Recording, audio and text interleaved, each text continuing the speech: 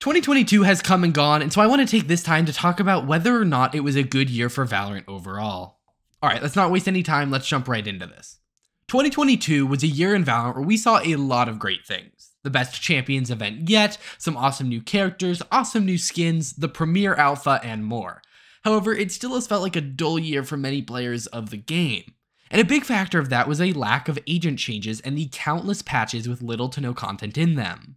This has led to a dragging feeling where the game has felt the same, with little changes in between acts. On top of this, we got our first acts without any new characters or maps, leading to even longer periods of uninteresting changes. This was amplified by the fact that Chamber was a dominant agent in the meta, being a must-pick on almost every map on the same tier as Astra was during her meta. Because Chamber was good, Cypher, Killjoy, and Sage all saw less play, and the dominance of initiators meant you couldn't afford to play more than one Sentinel, which also served to push Duelist out of the meta as well. Overall, it was a hard year to justify playing some characters, and that meant it was a year of seeing the same characters and team comps over and over and over again. However, while this seems bleak and seems like 2022 was an awful year for Valorant, despite the somewhat lackluster and stale meta, the year still had some great points, and given the recent balance changes with the last patch, it seems like the meta is heading in a more experimental and fun time. Minus Killjoy, but we'll get into that later. Let's jump through the year and talk about some of the ups and downs. Starting out the year, we got one of the most fun agents we've ever seen with Neon. She went on to be somewhat mediocre in the meta at first, but after some fine-tuning, she found a comfortable position that is playable and fun, especially on maps like Fracture. That's exactly what I like to see in agents. They should be fun, great on some maps, and fun on all of them, and I feel like Neon nails this. I love that certain characters are meta on certain maps. It makes each game feel more unique, and agents like Neon help to reduce what at the time felt like a game filled with Jet, and more Jet.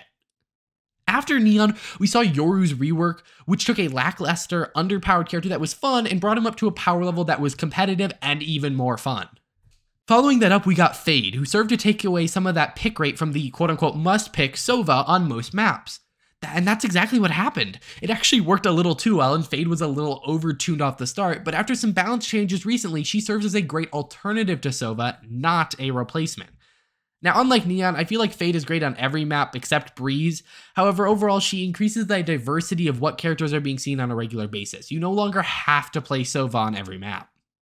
After Fade, the newest map, Pearl, was released into the game, and was seen as a pretty good map without a gimmick. However, this also introduced us to map rotation, where Split was removed from the game as well.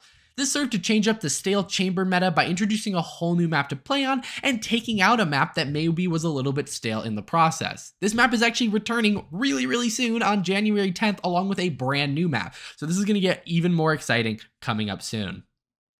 Following up Pearl, we got Harbor, and yes, I've heard the jokes.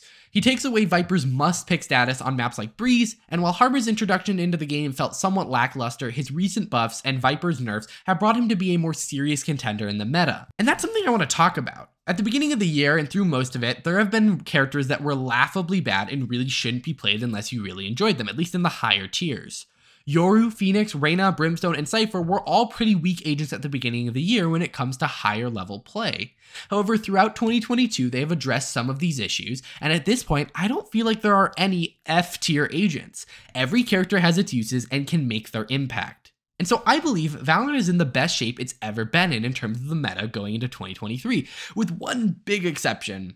And that's Killjoy. Currently, Killjoy is overly dominant due to her ultimate having less counters after the recent patch. With a few balance changes to her or to counters like Breach, if she gets in check, Valorant will be the most balanced I've ever seen it. At least that's what it's looking like right now. However, the agent meta isn't the only thing that came out of 2022. While we didn't see a ton of new features in 2022, we did see the integration of Xbox Game Pass, the Premier Alpha, and several smaller features like randomizing gun skins, with next year promising the launch of Premier, a new map, and more. But I was curious, what non-agent and non-map features launched this year? So I went and compiled a list of all of them, starting at the beginning of the year with patch 4.0. We saw increased map randomness, a muted words list, better AFK detection, better deathmatch, global invalidation providing FPS boost for most players, crosshair exporting, the ability to make other people party leaders in your party, a clutch mute option, a new rank in Ascendant, new smurf detection, extra crosshair features like changing it to any color and asymmetrical top and side lines, disruptive behavior detection, a brand new UI, favoriting skins and cosmetics, randomizing skins for each game, adding a non-leaderboard but still immortal basically rank, and real-time text muting for people who are abusing text chat. Overall, while 2022 may have seemed like a boring year in Valorant with few changes, it seems to be setting up an awesome year with a new way to play the game, one of the most balanced metas we've seen, and more. And even looking at 2022's content in isolation, Neon and Fade are some of the most interesting agents we've seen, Harbor means Viper isn't the only wall controller, and Pearl is a nice breath of fresh air. But those are just my opinions. I want to know your guys's. Let me know in the comments down below what you guys have thought about Valorant in 2022, and I'll see you guys in the next one. Bye.